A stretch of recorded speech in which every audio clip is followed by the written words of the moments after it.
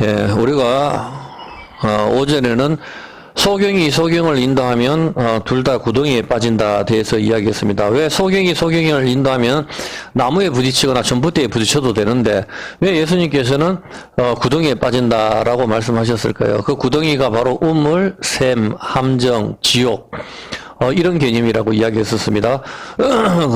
그래서, 근데 그 소경은 누구라고 이야기했습니까? 앞부분의 문맥을 봤었을 때, 사람의 계명으로 하나님의 말씀을 폐하는 자들, 서기관과 바리새인들, 이런 사람들입니다. 그러니까 오늘로 치면은, 마스크 끼고 예배드리라, 비대면 예배드리라, 사람의 계명으로 하나님의 말씀을 폐하는 것, 이것을 소경, 기머거리, 그리고 벙어리, 그렇게 이야기했습니다. 이들이 소경이 소경을 인도하면, 소경은 뭡니까? 눈에 막이 덮인 자, 가죽이 덮인 자, 우물입니다. 그러니까 우물이 없는 상태, 둘 다 우물이 없는 상태, 물이 없는 상태가 물 없는 자가 물 없는 자를 이끌고 가면은 둘 다 물 없는 곳에 빠지는 것. 물이 없는 것은 광야입니다.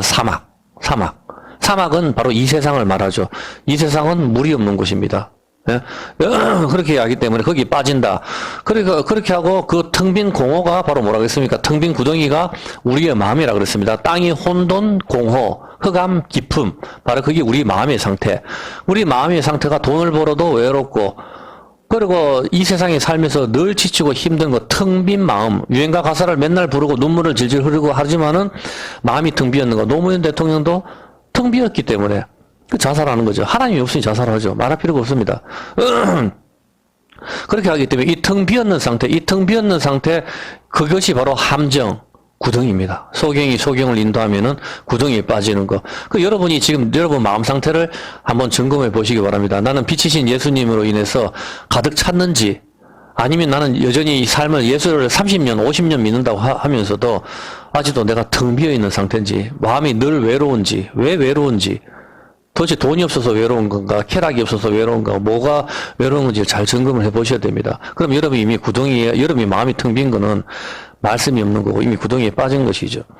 그래서 로마서 1장 28절에 보면은 로마서 1장 28절 그 구덩이 상태, 텅 비었는 상태가 어떤 상태가 하면은 저희가 마음에 하나님 두기를 싫어하며 빛이신 하나님이 없는 상태가 하나님께서 저희를 그 상실한 마음대로 내어버려 두사 합당치 못한 일을 하게 하셨으니 그 모든 불의, 추악, 탐욕, 악의가 가득한 자요, 시기, 살인, 분쟁, 사기, 악독이 가득한 자요, 수군수군하는 자요, 비방하는 자요, 하나님을 미워하는 자요, 능욕하는 자요, 교만하는 자요, 자랑하는 자요, 악을 도모하는 자요, 부모를 거역하는 자요, 우매한 자, 배악하는 자, 무정한 자, 무자비한 자.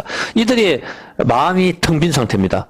이들이 하나님이 마음이 없는 상태, 빛이 없는 상태죠. 이들의 특징이 바로 여러분과 저의 모습이 아닌가 생각을 해야 됩니다. 수군수군하는 자, 비밀스러운 험담, 남의 이야기를 하는 거, 다른 목사님 욕을 하는 거, 교인들끼리 험담하는 거, 악독이 가득한 자, 악독, 카코, 에데이아, 나쁜 습관입니다. 여기 번역을 악독이 가득한 자라고 했지만 이건 나쁜 습관입니다. 나쁜 습관을 갖다가 계속적으로 유해한 것, 무가치한 것, 나쁜 습관을 갖다가 계속적으로 끌고, 이 나쁜 습관을 악독으로 번역을 했거든요. 이걸 갖다가 계속적으로 끌고 나가는 것, 그것이 바로 하나님이 마음에 없는 자. 그렇게 말하는 겁니다. 왜 하나님이 마음에 있으면 뭐든지 고치거든요. 계속적으로 하나님이 보시기 때문에 주의를 해야 되는데 그런 부분들도 있는 거예요. 그리고 그다음에 사기치는 거, 사기, 돌로스, 깨어내는 거, 개교, 미끼, 그다음에 분쟁, 에리스, 다툼, 논쟁, 불일치 등등 빛이 없는 자들의 특징인 겁니다. 이들의 특징이 구덩이에 빠진 자들, 마음이 공허한 자들입니다. 이들 모든 사람들 주변에 정진들 보면 맨날 싸우잖아. 보면 빛이 없는 자들 특징, 구덩이의 상태. 이들은 들어가면 지옥에 가는 거죠. 민수기 21장 4절 한번 볼게요. 민수기 21장 4절에 한번 보면은 백성이 호르산에서 진행하여 홍해 길로 쫓아 에돔 땅을 둘러 행하려 하였다가 길로 인하여 백성이 마음이 상하니라. 백성이 하나님과 모세를 향하여 원망하되 어찌하여 우리를 애굽에서 인도하여 올려서 이 강야에서 죽게 하는고 이곳에는 식물도 없고 물도 없도다. 우리 마음이 이 박한 식물을 싫어하노라 하매 여호와께서 불뱀을 백성 중에 보내어 백성을 물게 하심으로. 자, 이들이 굉장히 짜증을 냈어요. 4절 한번 볼게요. 4절이 왜 중요한가 하면 자, 백성이 호르산에서 진행하여 홍해길로 쫓아 에돔 땅을 둘러 행하려 하였다가 길로 인하여 백성이 마음이 상했다 했습니다. 백성이 마음이 상했거든요. 왜 그런가 하면은 이게 무슨 뜻인가 하면은 백성이 마음이 상하고 만나를 싫어했거든요. 왜 그런가 하면은 이 4절에 이 사람들이 호르산에서 진행하여 홍해길로 쫓아 에돔 땅을 둘러 행하려 하되 에돔 땅을 둘러 행하려 했잖아요. 보면은 왜 그런가 하면 여러분도 알다시피 에돔은 누구입니까? 에돔은 야곱의 형이죠. 에서라 말입니다. 근데 이 이스라엘 백성은 바로 자기 형이 에돔 족속이잖아. 에돔 족속들이 자기들을 갖다가 자기 땅에 못 지나가게 막았거든. 막아서 에돔 길을 갖다가 둘러서 이래 가게 되는 거예요. 가게 되니까 화가 이만큼 치밀어 오르는 겁니다. 왜냐하면 이들은 가나안 땅으로 가려면은 에돔 땅을 지나가 버리면 최고 지름길로 가서 단거리로 바로 가나안 땅에 들어가는데 거기를 갖다 형이라 하면서 형 에돔 에서 형, 길 좀 비켜줘. 우리가 좀 지나갈 테니. 그렇게 이야기해도 이 사람들은 웃기지 마라. 여기 내 땅 못 지나간다. 그렇게 하니까 에돔이 자기 땅을 막아버리니까 통과하지 못하니까 에돔 땅을 둘러가니까 가나안 땅을 40년 동안 며칠이면 갈 때를 갖다 계속 둘러니까 얼마나 짜증이 나겠어요 보면은. 그래서 또 이 길 때문에 짜증이 나서 둘러가는 상태에서 또 만나를 보고 이 박한 심을 도저히 못 먹겠다. 이렇게 나오는 거죠. 자, 야곱의 형이 이스라엘 형이 에돔인데 길을 열어주지 않으니 에돔 길을 우회해서 가나안 땅으로 들어가려니까 얼마나 짜증이 났겠습니까? 그리고 매일 먹는 만나도 지겹고 해서 하나님께 원망을 하니까 불뱀을 하나님께서 보내셔가지고 물어버리게 하는 거죠. 가나안은 여러분들도 아시다시피 천국을 가리키고 강야는 우리가 사는 이 세상을 가리킵니다. 여기서 한번 봤을 때 민수기 20장 18절을 한번 봐볼게요. 민수기 20장 18절 한번 보면은 민수기 20장 바로 위에 18절을 보면은 이렇게 돼 있죠. 자, 에돔 왕이 대답하되 너는 우리 가운데로 통과하지 못하리라. 내가 나가서 칼로 너희를 맞을까 염려하라. 야, 모세가 에돔 형, 우리 이스라엘 형이 에돔 너희 형이잖아. 에서 형, 길 좀 비켜줘. 우리가 가나안 땅에 지나가야 되거든. 그렇게 하니까 에돔 왕이 딱 해서 너 우리 땅 지나갔다 하면 칼로 다 죽는다. 죽여버린다. 형이 동생한테 이렇게 이야기하는 거예요. 형제지간에. 그 이스라엘 자손이 이르되 우리가 대로로 통과하겠고 우리나 우리 자손 짐승이 다 물을 마시면 우리가 가서 형 땅에 가서 우물을 마셔 내가 다 돈 줄게. 돈 주고 다 사서 오늘날 좀 관광객 들어가는 건 상관없잖아. 그렇게 해서 다 돈 주고 마시고 그냥 길만 지나갈게. 그렇게 해서 우리가 그냥 도보로 걸어서 통과만 할 뿐이니까 아무 일도 없다, 형. 그렇게 하지만 그는 가로되 너는 지나가지 못한다. 에돔 왕이 많은 백성을 거느리고 나서 강한 손으로 막으니 에돔 왕이 이같이 이스라엘을 그 경내로 통감을 용납지 않으므로 이스라엘이 그들에서 돌이키죠. 돌이키니까 땅을 이제 조금 바로 직선하면 바로 가나안 땅인데 형 때문에 못 들어가니까 열이 엄청나게 받는 거라. 이제 이게 또 언제 들어갈지 모르거든. 한참 들어가니까 거기서 화가 나서 나 만나 못 먹겠다 도저히. 이 박한심을 싫어해서 못 먹겠다. 그렇게 하니까 하나님께서 불뱀을 보내서 물게 하시거든요. 자, 가나안 땅을 가기 위해서는 에돔 땅만 지나가면 최단거리 코스인데 에돔 왕이 안 된다 하니까 백성들이 다시 가기 싫은 사막을 다시 빙 둘러가지고 가야 되니 얼마나 화가 나겠습니까? 여러분과 저 같으면 민수기 21장 4절 여러분과 저 같아도 그렇지 않겠습니까? 형이라 하면서 좀 비켜주면은 빨리 가나안 땅에 들어가는데 빙 돌아서 가니 얼마나 화가 나겠어요? 백성이 호로산에서 진행하여 홍해 길로 쫓아 에돔 땅을 둘러 행하려 하였더니 길로 인하여 백성이 마음이 이미 상한 상태예요. 마음이 그 상태에서 이제 만나를 가지고 요구를 하는 거거든요. 이때 이들이 모세와 하나님을 원망하는 것입니다. 백성이 하나님과 모세를 향하여 원망하죠. 원망합니다. 이것이 우리의 모습이 아닙니까? 여러분과 저의 모습. 이 인생길을 걸어갈 때 아무것도 되는 것이 없습니다. 여러분이 정말 예수님을 잘 섬기고 난 크리스찬이라 하고 하나님 저는 세상 길을 버리고 이제 주님 순례자의 삶을 살려고 이렇게 왔어요. 저는 순례자의 길이고 이제부터 뒤돌아보지 않겠어요. 하나님만 바라보겠어요. 그렇게 맹세하고 왔는데 그게 너무 40년 동안 가는 거라. 계속 끝도 없이 가는 거예요. 언제까지 가요? 인생길을 계속 걸어가는 거라. 형이 막아. 형 좀 비켜줘. 형 안 돼, 임마. 너 오면 죽는다. 죽여버린다. 형이 그렇게 하네. 그 형제도 길을 막아서 비켜주지도 않고 40년을 사막을 걸어 다니는데 이제 그만 쉬고 싶단 말입니다. 이 동영상을 보시는 성도님들과 또한 여러분들도 그렇지 않습니까? 이 세상이 강야인데 그냥 빨리 최단거리 코스로 가나안 천국에 좀 들어갔으면 그냥 하늘나라에서 우리 하늘나라에 우리 빨리 좀 넣어주시지. 이 인생길을 살아가는데 오히려 나를 더 힘들게 하는 게 가족이 아닙니까, 하나님? 지금 이스라엘의 사람이 힘들게 하는 게 누굽니까? 가족입니다. 가족이 자기를 최고 힘들게 해요, 형이. 가족이 아닙니까? 생각이 들 때도 있습니다. 적어도 이스라엘에게는 형인 에돔이 더 원수 같지 않겠습니까? 그러나 에돔인 에서도 할 말은 있지요. 네가 몰래 아버지 속이고 축복권을 받아갔잖아. 할 말이 있지 않습니까? 에서도 역시 네가 아버지 속이고 눈 어두운 아버지 속이고 축복권 가로채고 팥죽 하나로 임마 배고파서 왔는데 그걸로 장자권을 사먹냐 이놈아. 네가 무슨 동생이가 이놈 쓰레기 같은 놈아. 이렇게 할 말이 있지 않겠습니까? 형제지간에 누구나 다 할 말은 있습니다. 핑계 없는 무덤이 어디 있습니까? 다 할 말은 있죠, 전부 다. 그렇지만 이 인생길이 그런 걸로 따지기에는 너무나도 길다 말입니다. 30년, 20년, 50년. 이 인생길에 예수님을 믿고 성경을 읽는다 해도 로또 1등이 되는 것도 아니고, 그렇지 않습니까? 로또 1등이 되는 것도 아니고, 그렇다고 오늘 뜨겁게 기도할 때에 하나님께서 데려가시지도 않습니다. 수련회에서 그렇게 기도를 하고 눈물을 흘리고 찬송을 부르고 할 수 있다. 나의 등 뒤에서 소리를 치고 외치고 색소폰 불고 피아노 치고 북치고 장구치고 그렇게 열심히 뜨겁게 새벽기도, 산기도, 들기도 다 했지만은 남는 건 아무것도 없고 삶의 무게가 두 어깨를 누른단 말입니다. 이때 우리는 원망합니다. 이 박한 식물을 실현하노라. 하나님 성경 이거 나하고 별 상관없는 것 같아요. 이제 재미없어요, 하나님. 성경책 재미없고 유튜브가 더 재밌는 것 같아요. 성경을 읽어도 바뀌는 것은 아무것도 없고 무슨 내용인지 뜻도 잘 모르겠고 40년 동안 이스라엘 백성은 바뀌는 것이 아무것도 없었습니다. 젖과 꿀이 흐르는 엘도라도 땅을 향하여 가나안 땅을 향하여 간다고 모두가 좋아하고 나왔지만은 강야에서 하나둘 죽어갑니다.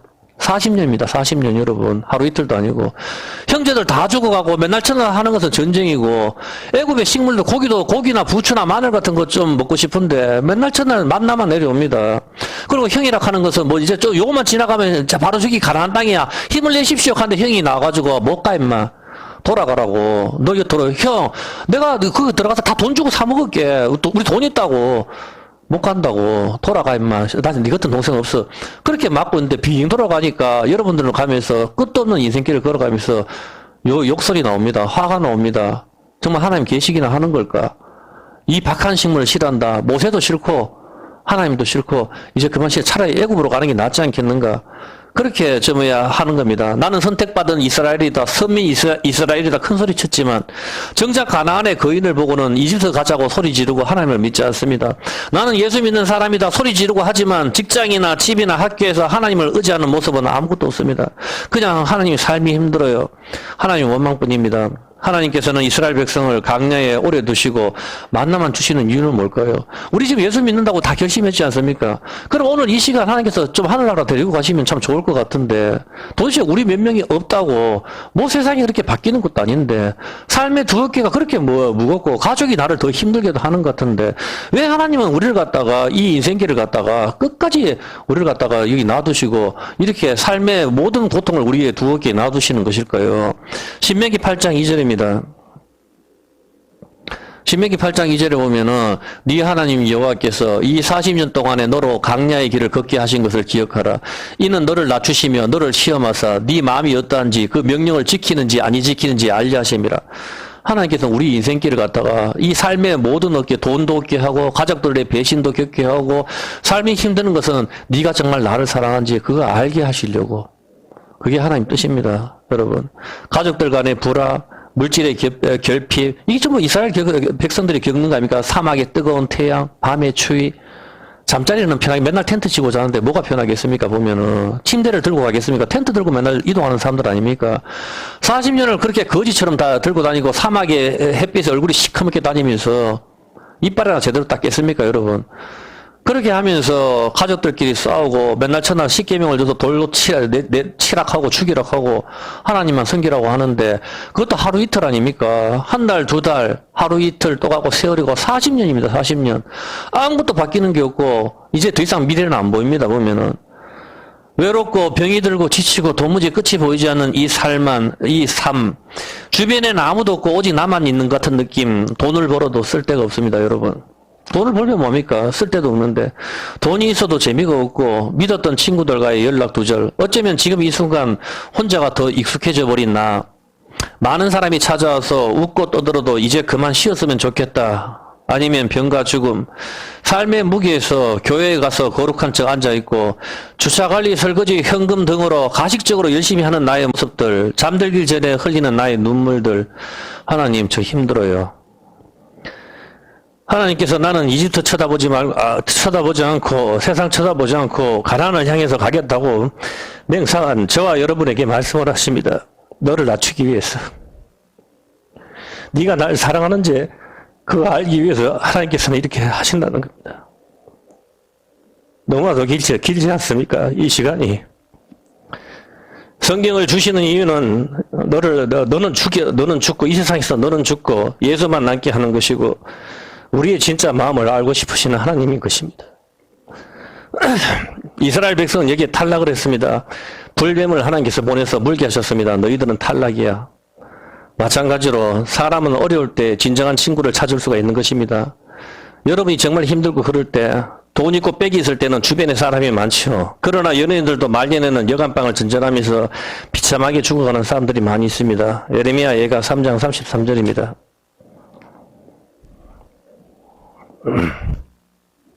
주께서 인생으로 고생하며 근심하게 하심이 본심이 아니시로다. 여러분이 그리 힘든 것이 하나님 본심이 아니랍니다.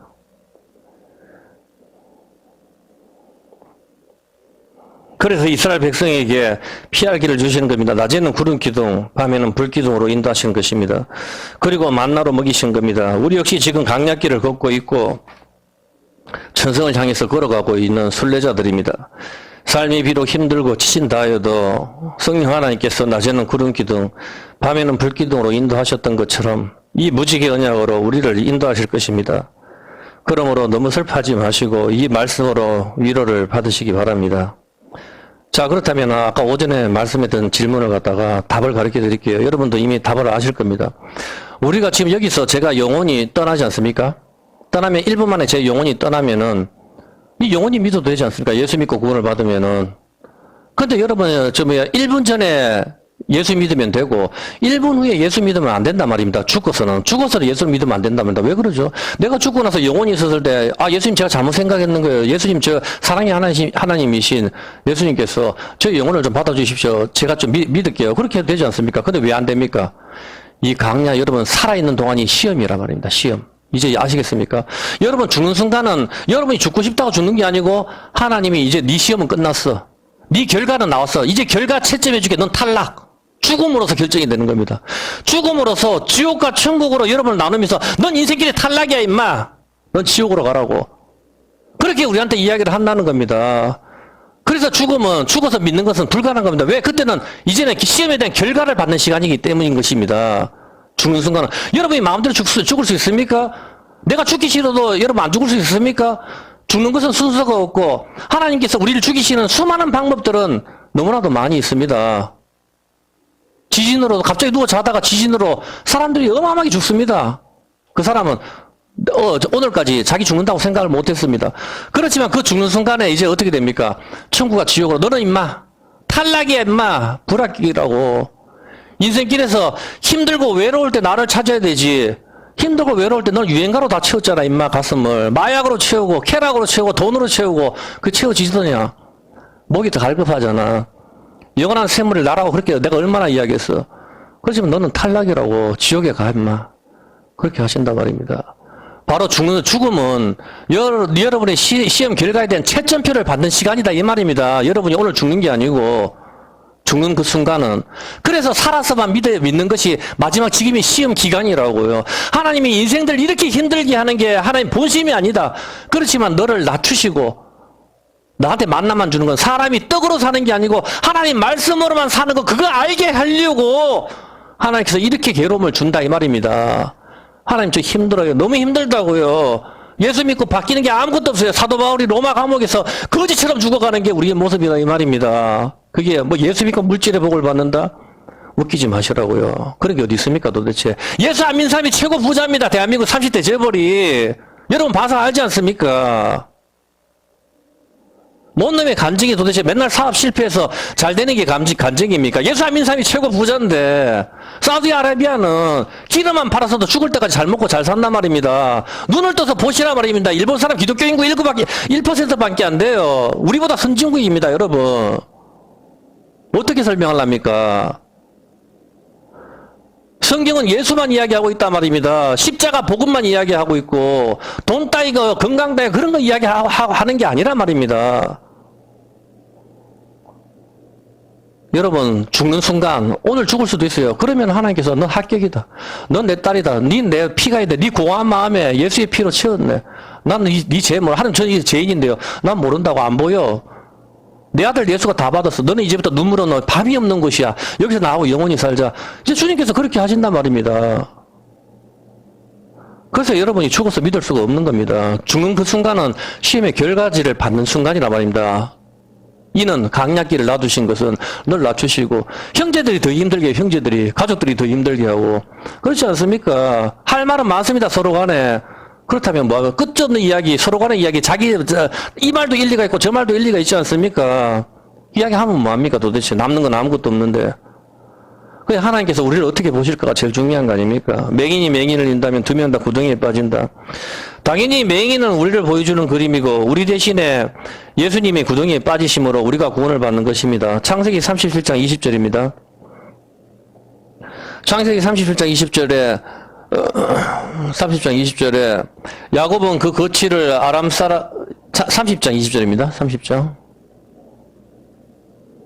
레아가 가로되 창세기 37장입니다. 죄송합니다. 37장입니다. 37장. 자, 그를 죽여 한 구덩이에 던지고 우리가 말하기를 악한 짐승이 그를 잡아먹었다 하자. 그 꿈이 어떻게 되는 것을 우리가 볼 것이라. 자, 그 꿈이 어떻게 되는지 한번 보자. 구덩이에다가 던져버립니다. 24절. 그 구덩이는 물이 없다. 그를 잡아 구덩이 속에 던지니 그 구덩이는 빈 것이다. 그 속에 물이 없다. 이런 말을 왜 하겠습니까? 바로 지옥에 내려가는 예수님의 모습을 요셉이 구덩이에 던져짐으로 이스라엘이 구원받는 그림이 여기에 다 숨어 있는 겁니다. 이 구덩이에 들어가는 것이 바로 갈라진 돌판, 첫 번째 돌판의 깨어짐을 이야기하는 겁니다. 언약의 돌판이 깨어졌습니다. 이제 물이 없게 된 것입니다. 알아볼 수 없는 말이 되는 것이고 말을 할 수가 없는 상태, 벙어리이고 들을 수가 없는 상태, 기머거리입니다. 모세가 던진 돌판이 깨어진 거, 언약이 깨어집니다. 그를 볼 수도 들을 수도 말할 수도 없는 상태입니다. 물이 없는 상태, 텅 빈 구덩이, 갈라진 틈입니다. 십계명이 갈라진 것, 그 틈을 지진이라고 하는 것입니다. 그 틈이 구덩이이고 율법의 간격인 것입니다. 부자와 나사로 사이에 구렁텅이가 가로막혀 있다. 율법의 간격, 즉 돌돌진 만큼의 거리를 이야기하는 것입니다. 그래서 그 혀에 물을 찍어야 되는 겁니다. 그래서 예수님께서 에바다시면서 혀에 침을 찍어주는 거, 바로 그것을 이야기하시는 것이죠. 이 구덩이에 예수님의 모형인 요셉이 빠지고 팔려감으로 이스라엘 구원을 받습니다. 형제가 유다가 팔고 이스마엘 사람이 이들을 애굽 보디발 집에 팔죠. 가룟 유다가 팔고 대제사장 서기관 바리새인들이 로마 빌라도에게 넘기는 것과 똑같은 그림인 것입니다. 20절에 그의 꿈이 어떻게 되는지 우리가 볼 것이다. 요셉의 꿈은 무엇입니까? 창세기 37장 6절입니다. 요셉의 꿈은 무엇이죠? 그의 꿈이 어떻게 되는지 보자. 구덩이에 던져버렸습니다. 요셉이 꿨는 꿈은 무엇입니까? 창세기 6장 7절에 요셉이 그들에게 이르되 나의 꿈을 들으시오. 우리가 밭에서 곡식을 묵더니 내 단은 일어서고 당신들의 단은 내 단을 향하여 절을 하더이다. 7절. 네, 7절입니다. 그리고 9절에 다시 꿈을 꾸죠. 9절에 요셉이 다시 꿈을 꾸고 해와 달과 11별이 굽니다. 두 번의 잠. 이제 무엇인지 아시겠죠? 두 번의 잠. 하나님의 두 번의 고개 숙이심을 이야기하는 겁니다. 두 번의 꿈. 파라오의 두 번의 꿈. 전부 그런 걸 말하는 겁니다. 두 번의 꿈은 두 번의 죽음을 이야기하는 거예요. 하나님의 두 번의 고개 숙이심. 첫 번째 언약의 고개 숙이심, 두 번째 언약의 고개 숙이심인 것이죠. 두 번 눈을 감는 거, 하나님 두 번의 고개 숙이심으로 요셉이 해와 달과 11별이 자기한테 절하는 것을 말을 하는 것입니다. 첫 번째 돌판의 고개 숙이심, 그리고 두 번째 돌판의 고개 숙이심 것입니다. 이 꿈은 요셉이 왕이 되는 꿈인 것이죠. 그 꿈이 어떻게 되나 보자. 그렇게 해서 구덩이에 던지는 것, 그것이 구덩이에 빠지는 것, 요셉이 고개 숙이시는 것, 고개 숙이는 것, 죽는 것, 십자가에서 고개 숙이심을 보여주는 것입니다. 이런 그림들이 사도행전 9장 18절에 사도행전 9장 18절에 보면은 즉시 사울의 눈에서 비늘 같은 것이 벗어져 다시 보게 된지라 일어나 세례를 받고 그렇게 했습니다. 여러분도 알다시피 사도 바울의 자랑이 뭡니까? 사도 바울의 자랑이 난지 8일 만에 할례를 받은 거예요. 할례를 받은 사람인데 세례를 받는단 말입니다. 할례를 받았는데 왜 세례를 받죠? 할례를 난지 8일 만에 할례를 받았는데 세례를 또 받아요. 할례나 세례가 같은 거 아닌가요? 근데 세례를 받는단 말입니다. 사도 바울의 자랑거리는 할례였습니다. 히브리인 중에 히브리인이고 난지 8일 만에 할례를 받는 거, 이거 사도 바울의 자랑거리죠. 근데 사도 바울뿐만 아니고 예수님 역시 누가복음 2장 21절입니다. 예수님 역시 누가복음 2장 21절에 난지 8일 만에 할례를 받으셨거든요. 할례 8일이 되면 그 이름을 예수라 하니 곧 수태하기 전에 천사의 일컫는 받아라. 모세의 법대로 결례의 날이 참에 아기를 데리고 예루살렘에 올라가서 예수님을 할례를 시키죠. 예수님 역시도 할례를 받으시고 예수님도 세례를 받으십니다. 아니 할례를 받으시고 세례를 왜 받으시죠? 할례나 세례나 같은 것인데 왜 두 번 받습니까? 할례와 세례와의 차이점은 무엇입니까? 할례는 포경수술로 옛사람이 죽는 것인데 세례도 역시 옛사람이 죽는 거 똑같잖아요, 보면은. 근데 왜 할례를 했는데 다시 세례를 받지요? 그리고 그것은 할례는 무엇입니까? 이 표시가 살아 있습니다. 창세기 17장 13절입니다. 창세기 17장 13절에 보면은, 너희 집에서 난 자든지 너희 돈으로 산 자든지 할례를 받아야 하리니 이에 내 언약이 너희 살에 있어 영원한 언약이 있으면서 내 언약이 어디에 있다? 할례는 남자의 생식기에 있다. 살에 있다 하잖아. 남자의 생식기에 있다. 자, 할례는 살에 있어서 누구나 다 어떻게 돼요? 볼 수가 있습니다. 그래 안 그래요? 할례는 목욕탕에 가면 다 볼 수가 있잖아. 예를 들면은 뭐 그때 목욕탕 가지는 않았겠지만 목욕탕 가서 벗은몸을 봤을 때는 다 볼 수가 있지만은 세례는 볼 수가 있어요, 없어요? 못 본단 말입니다. 이제 어떤 그 차이가 있는지 아시겠습니까? 세례는 받은지 안 받은지를 몰라요. 그 차이가 있는 겁니다. 자, 첫 번째 돌판과 두 번째 돌판의 차이를 보여주는 겁니다. 아시겠죠? 첫 번째 돌판은 모두가 다 볼 수가 있었지만 그게 깨어졌죠. 근데 두 번째 돌판은 우리 마음에 새긴단 말입니다. 우리 마음에 새기니까 여러분이 예수 믿는지 안 믿는지는 여러분 자신과 하나님만 아는 거예요. 그래서 교회에서 전부 다 거룩하청 앉아있어도 집사님, 권사님 가지만은 누가 예수 믿는 사람인지 아닌지 우리는 몰라요. 표시가 없으니까. 그 사람과 하나님 자신만 아는 겁니다. 어떤 개념인지 아시겠죠?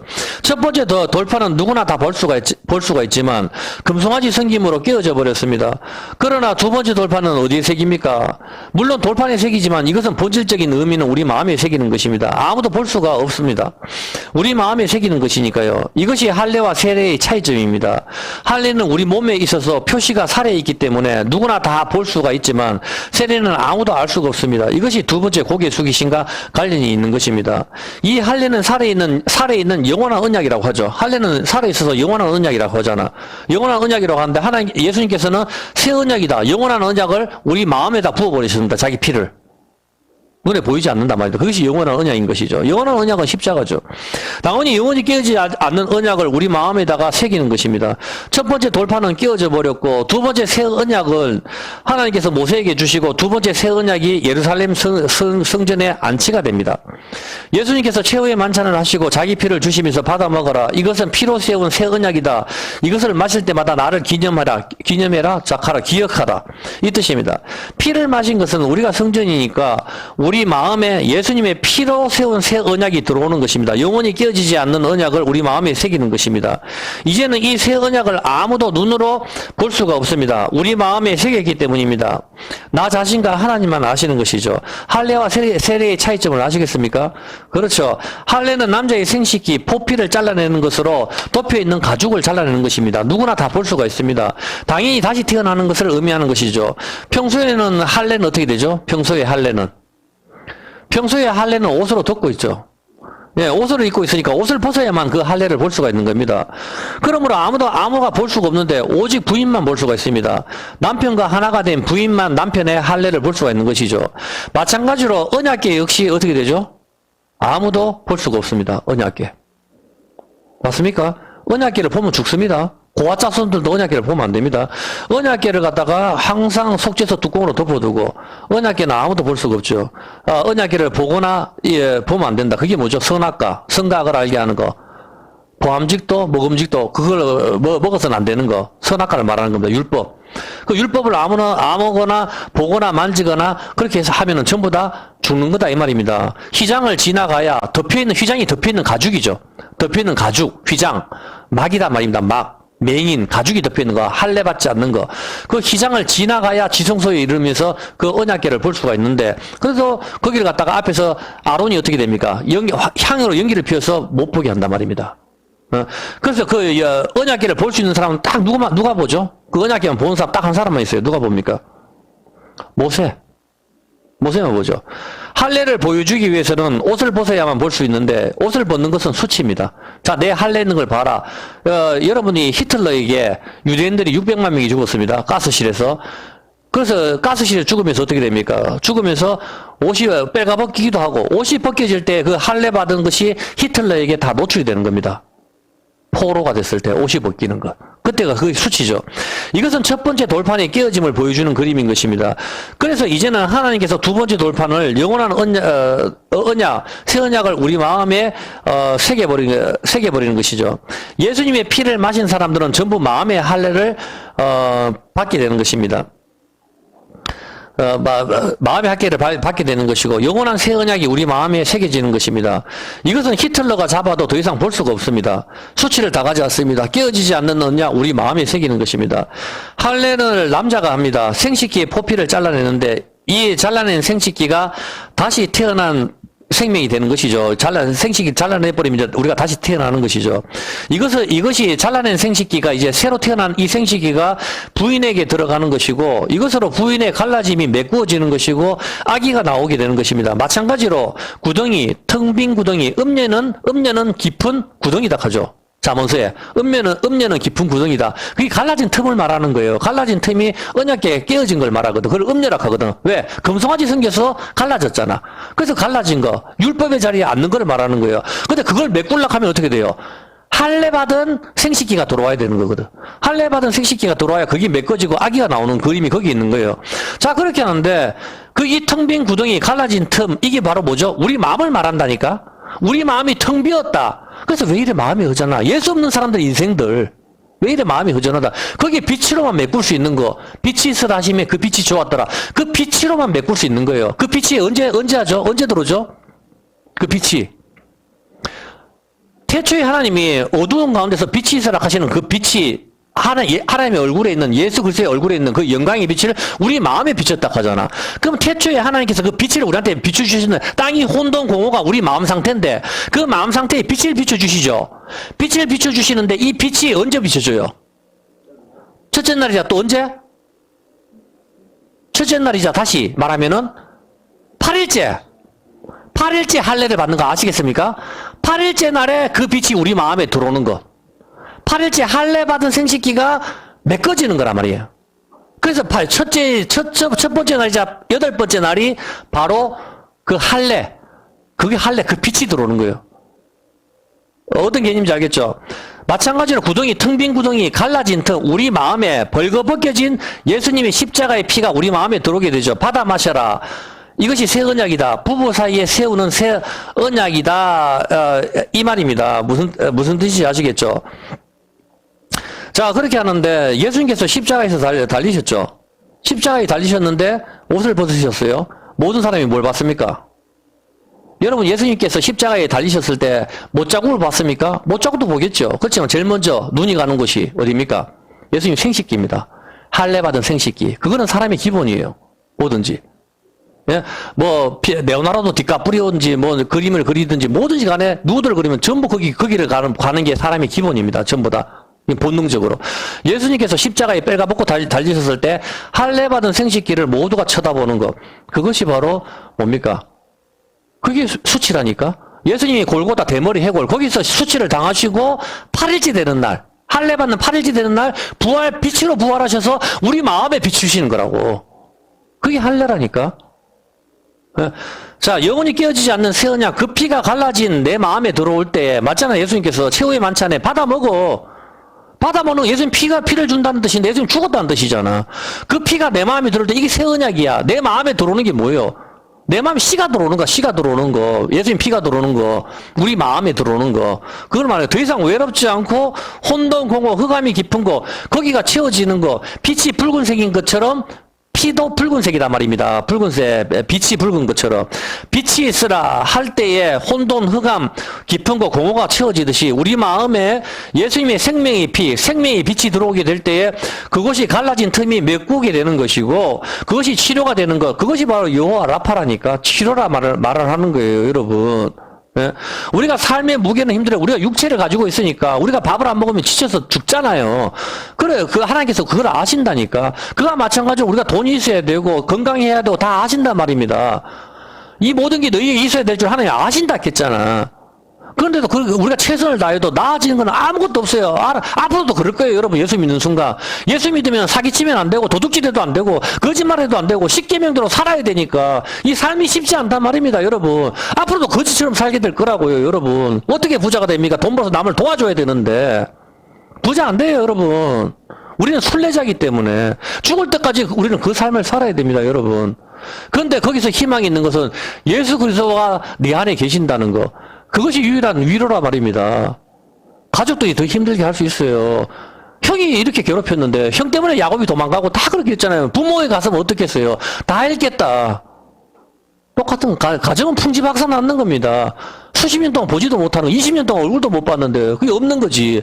요셉은 팔려가고 유다는 동생을 갖다 팔아버리고 그게 정상적인 집안입니까?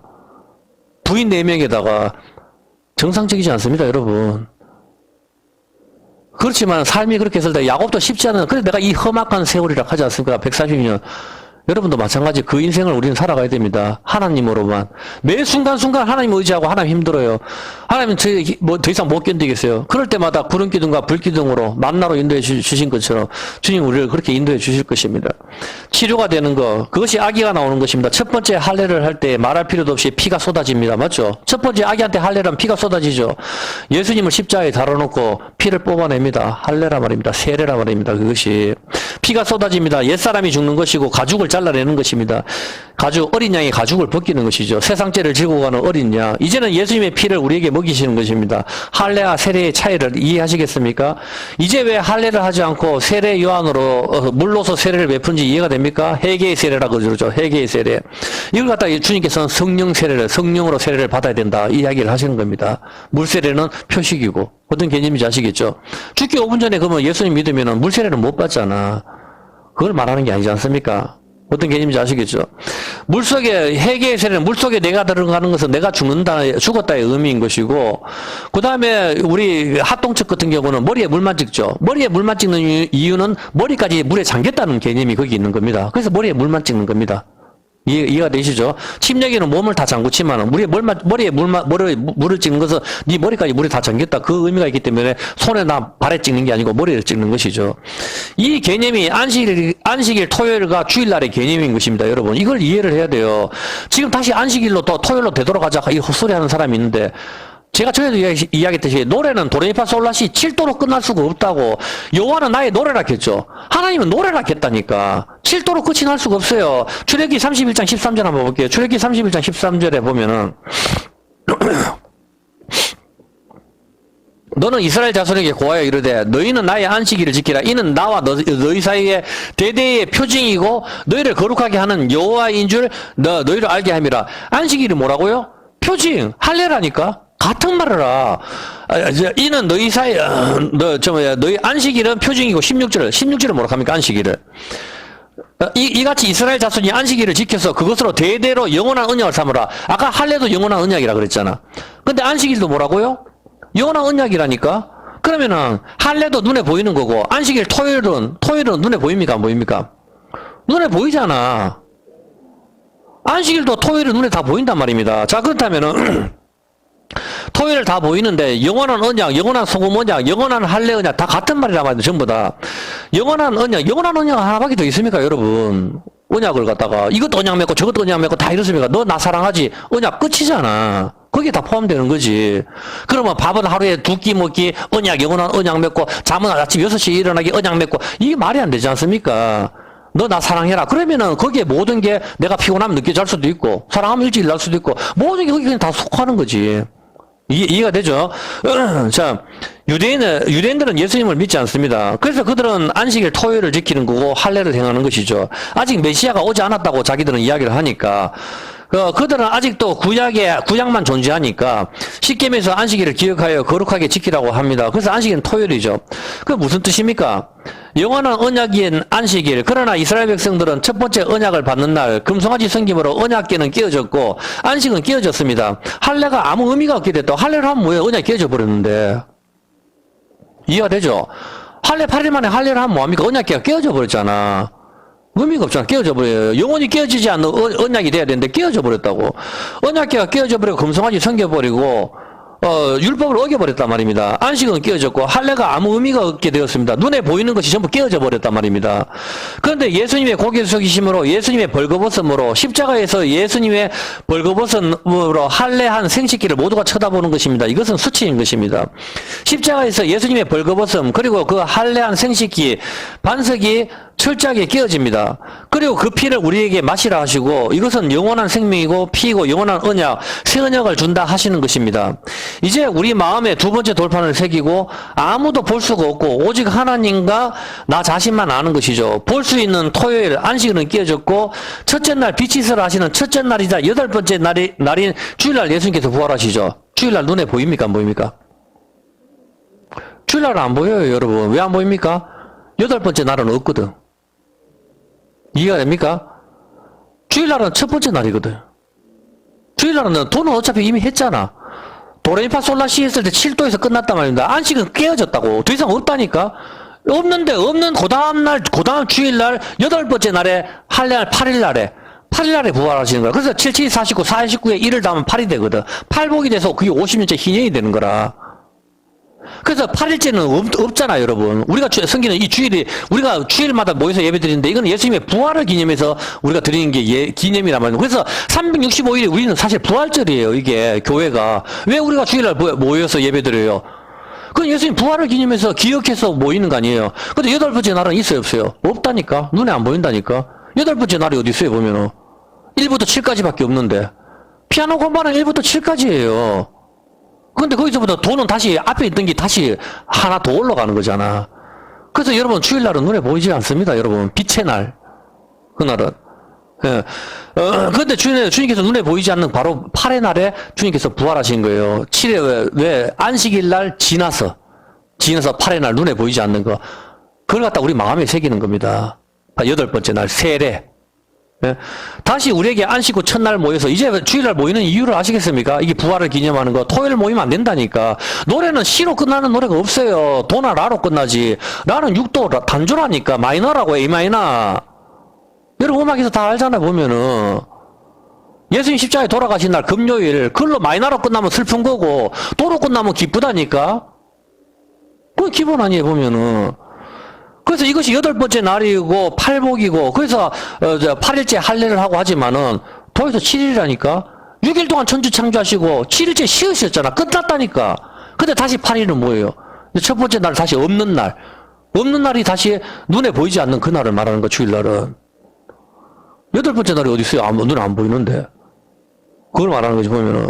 8도이자 1도인 도로 끝이 나든지 6도 마이너로 끝이 나든지 그렇게 하는 겁니다. 고린도후서 3장 6절입니다. 제가 시간이 너무 많이 끝낼게요. 여기서. 그래서 여러분 여기서 봤었을 때 나는 3장 고린도후서입니다. 고린도후서. 예, 고린도후서 3장 6절 저것도 우리로 새 언약의 일꾼 되기에 만족해 하셨으며 의문으로 하지 아니하고 오직 영으로 함이니 의문은 죽이는 것이요 영은 살리는 것이라. 성경은 뭐라고요? 요한복음 6장 63절 한번 볼게요. 성경을 문자로 보면 죽습니다 여러분. 성경을 영어로 하는 거 율법 조문으로 보면 안 된단 말입니다. 6장 63절 한번 볼게요. 63절 6장 63절은 마지막 한 절만 읽고 끝낼게요. 살리는 것은 영이니 육은 무익하니라. 내가 너희에게 이른 말이 뭐다? 하나님 말씀이 영이고 영으로 봐야 되는데 육은 무익하다. 도올 김용욱이 또 읽는 성경 죽는다고 문자로 보면은. 오른 눈이 범죄하면 뽑아내버려야 되는데 오른 눈이 범죄하면 뽑아내고 손이 잘못해서 손을 찍어버리고 할례를 말하는 거예요. 세례. 그거 받아라 이야기하는 거라고. 그걸 모르고 문자 그대로 눈알 벗고 손을 잘라버리면은 여기 몸뚱아리도 남을 있을 사람 아무도 없어요 여러분. 그 이야기하는 거예요. 문자로 보면 죽는다고. 전부 다. 어떤 뜻인지 아시겠죠 보면은. 그래서 우리가 마지막으로 좀 하고 싶은 것은 율법 조문으로 보지 말고 이 말씀이 바로 예수님이다 하는 것이죠. 예수님 피를 내 안에 넣어야지 내가 사는데 나의 밖에 계신 예수님을 보게 되면 어떻게 되죠? 바로 누가처럼 예수님이 내 안에 있으면 우리가 사는데 나의 밖에 서 계신 예수님을 보면 우리는 죽는단 말입니다. 이해가 됩니까? 이해가 돼요? 끝이라고 여기서. 예, 이해가 되면 네 좋습니다. 예, 시편 14편입니다. 시편 14편.